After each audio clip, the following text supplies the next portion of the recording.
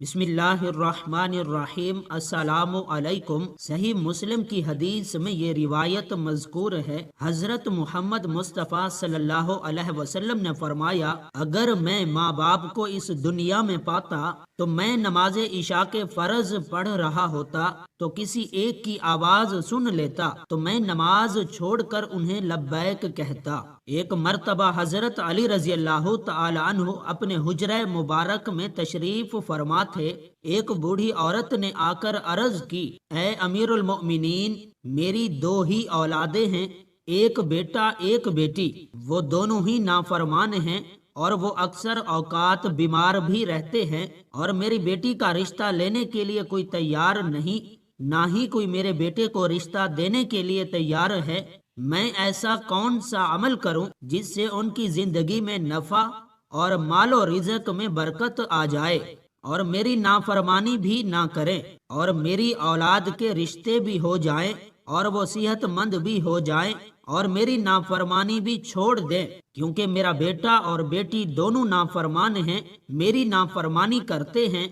मैं जो कुछ कहती हूँ मेरा कहा नहीं मानते। मेरा बेटा शराब और दीगर गुनाह भी करता है और मेरी बेटी भी मेरा कहा नहीं मानती। वो दोनों दीन इस्लाम से मुताबिकत नहीं रखते। ऐ अमीरुल मोमिनीन, मुझे कोई ऐसा अमल बताएं जिससे मेरा बेटा और बेटी दोनों राह रास्त पर आ जाएं और इस्लाम से मोहब्बत करने लग जाएं और मेरी नाफरमानी भी ना करें और उनके रिश्ते भी हो जाएं और दोनों तंदुरुस्त भी रहने लगें। हजरत अली रजी अल्लाह तआला अन्हु ने फरमाया, माँ बाप के ऐसे 5 अमल हैं जिनकी सजा औलाद को भी मिलती है। वो 5 अमल ऐसे हैं जिससे औलाद का ताल्लुक जुड़ जाता है। अमीरुल मोमिनीन हजरत अली रजी अल्लाह तआला अन्हु ने फरमाया, अगर माँ बाप ये अमल करते हैं, इन अमलों की सजा औलाद को भी भुगतना पड़ती है। वो बूढ़ी औरत कहने लगी, ए अमीरुल मोमिनीन, वो कौन से ऐसे 5 अमल हैं जिनकी वजह से हमारी औलादें बीमारी में मुब्तला, परेशानियां, नाफरमानियां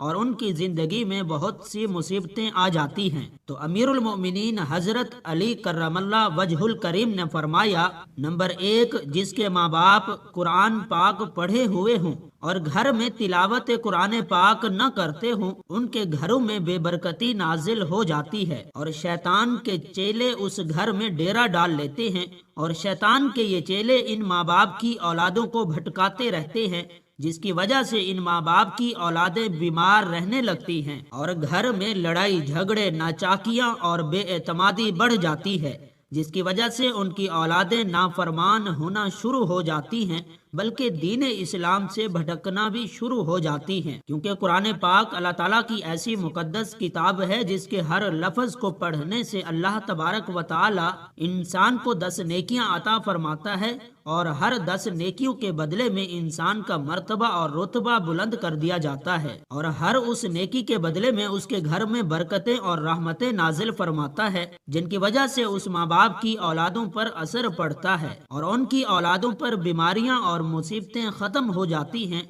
और वो बाहया और दीन इस्लाम पर कायम रहती हैं। और अल्लाह तबारक व ताला उन औलादों की किस्मत अपने एक फरिश्ते के जिम्मे लगा देते हैं। वो फरिश्ता उन शैतान के चेलों को भगा देता है और उनके घर में बरकतें और रहमतें अल्लाह तबारक व ताला के फजलो करम से बरसती रहती हैं। जहां अल्लाह ताला की बरकतें और रहमतें बरसना शुरू हो जाएं, उस घर में ना ही तो शैतान आ सकते हैं, ना ही बेबरकती और ना ही उनके औलादों को कोई साया या तंग दस्तियां या कोई और परेशानियां उन्हें छो सकती है। नंबर 2, अमीरुल मोमिनीन हजरत अली रजी अल्लाह तआला अन्हु ने फरमाया, जिस घर में माँ बाप रोजाना लड़ते हैं और गालियां एक दूसरे को देते हैं, जहां गालियां दी जाएं, सिर्फ शैतान ही उस घर में डेरे डाल लेते हैं और उनको भटकाते रहते हैं। आप खुद सोच कर देखिए, जहां अल्लाह के फरिश्ते न आए तो वो घर तो जहन्नम कहलाएगा।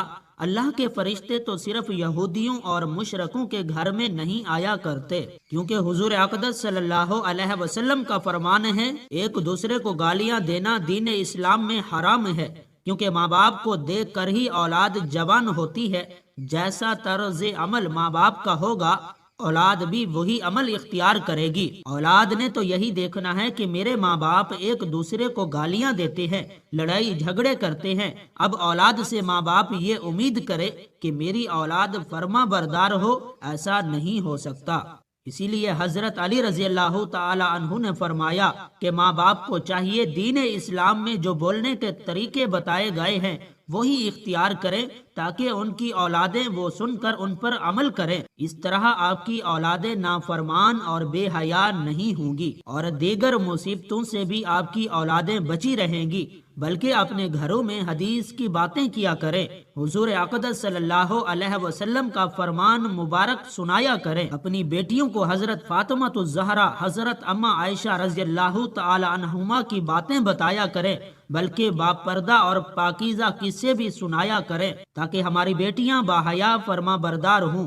اس لیے ماں باپ کو چاہیے دین اسلام کے طرز پر ہی گفتگو کیا کریں تاکہ ان کی اولادیں بیماریوں سے اور نافرمانیوں سے بچ سکیں۔ نمبر 3، مولا علی رضی اللہ تعالی عنہ فرماتے ہیں ماں باپ کی بے پردگی کی وجہ سے ان کی اولادوں پر خطاؤں یا بیماریوں کا حملہ ہوتا ہے۔ حدیث صحیح بخاری میں حضرت ابو ہریرہ رضی اللہ تعالیٰ عنہ سے روایت ہے، حضور اقدس صلی اللہ علیہ وسلم نے فرمایا جو پردہ دار عورت ہوگی اس پر جنت واجب ہے، جو بے پردہ عورت ہوگی اس پر جہنم واجب ہے۔ جہاں بے پردگی ہوگی وہاں اللہ تعالیٰ کے فرشتے ایسے گھروں میں رہنے والے انسانوں کے لیے بد دعا کرتے ہیں اور شیطان نیچے بیٹھ کر ان کے گھروں کو اپنا بسیرا بنا لیتے ہیں۔ جہاں بے پردگی عام ہوگی وہاں ماں باپ کی اولاد بے حیا، نافرمان اور غلط کاموں میں پڑ جاتی ہیں۔ یہی نہیں بلکہ ان کی اولادوں کو مصیبتیں اور پریشانیاں اپنا مقدر بنا لیتی ہیں۔ یہ سب ان ماں باپ کی بے پردگی کا نتیجہ ہوتا ہے۔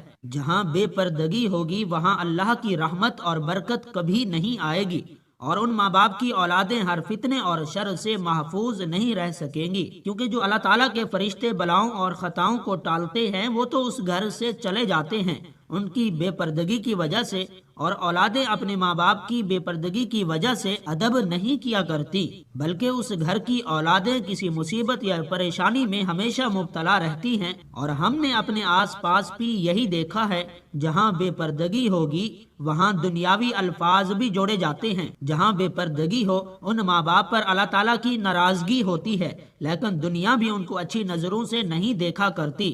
اس لیے ماں باپ کو چاہیے کہ اپنے پردے کا خاص انتظام و اہتمام کیا کریں اور اپنی اولاد کو بھی پردے کی تلقین کیا کریں تاکہ ان کی باحیا بیٹیاں حضرت فاطمہ الزہرا رضی اللہ تعالی عنہا کی پیروی کر سکیں۔ ہم سب نے یہ باتیں سن رکھی ہیں، دنیا کہتی ہے اپنے دل پر قابو ہونا چاہیے اور دل کا پردہ ہونا چاہیے۔ ناظرین ذرا غور فرمائیے، آپ کا دل حضرت فاطمہ الزہرا رضی اللہ تعالی عنہا جیسا تو کبھی مضبوط نہیں ہو سکتا، نہ ہو پائے گا۔ حضرت فاطمہ رضی اللہ تعالی عنہا کو حضور اقدس صلی اللہ علیہ وسلم شادی کے بعد اپنے گھر میں لے کر جا رہے تھے۔